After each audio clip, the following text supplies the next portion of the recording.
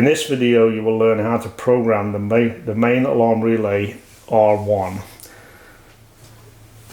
So now let's take a look at the screen here. We're in menu 3, which is the main alarm relay R1. We press the enter key to enter this, and what we can then do is press the enter key again to choose how we want the ProcessDefender to protect the application. Is it with just overload protection only? Do we want off? In other words, we want no protection, we just want to monitor the load, or we do underload only, or in my case here I'm going to choose both overload and underload protection, and I'm going to accept that by pressing the enter button. The next screen we're going to go to is where we can manually set the alarm level. The default for overload is 125% of the rated power of the motor.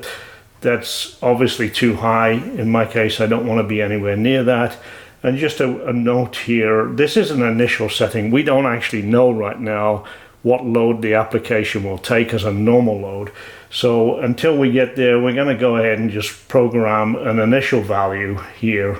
And I'm going to set this to 90%.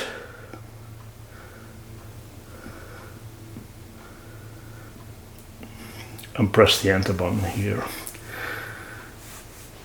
The next parameter we're going to program is the underload alarm, and the default value is 0, which clearly would never happen. We would never have 0 load on the motor unless it was stopped. So we're going to come up here and I'm going to actually set this at 50%.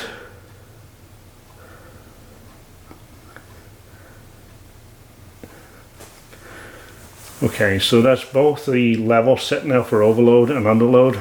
The next thing I'm going to be asked to do here is program the response delay. How long do I want to wait before the alarm would activate in the event of an overload?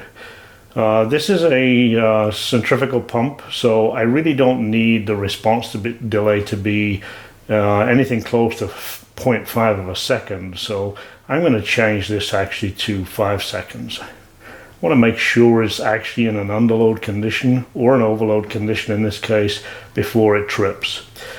And we've saved that for the overload protection. We're now going to do the underload, and similarly here I want to make sure that I don't have this set too low for this application.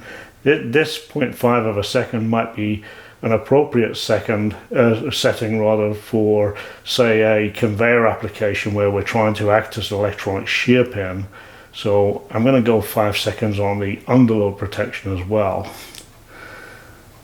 Next I'm going to determine whether I want the latch, the relay number 1 latch, to be on or off. If it's off, as soon as the unit trips, it'll flash the screen to show it's an alarm, but if the load recovers it would remove that trip automatically. In the case of the latch being on, the relay would latch itself, and it would require a physical reset, either a digital input to reset it or through the two outer keys to reset the trip.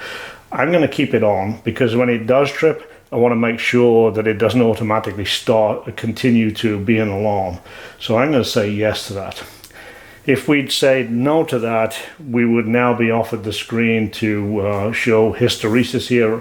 I've just arranged this so that you do see the hysteresis screen. Normally you wouldn't if you'd left the latch to the on position. If you had the latch in the off position, you may want to set some hysteresis here, a percentage of hysteresis to stop the relay chattering as it came in and out of the alarm level. So I'm going to say no, we don't need that. And now we're going to program the relay to be either normally closed or normally open. In my case here, I want it to be normally closed, so I press the enter button. And that is the configuration menu complete.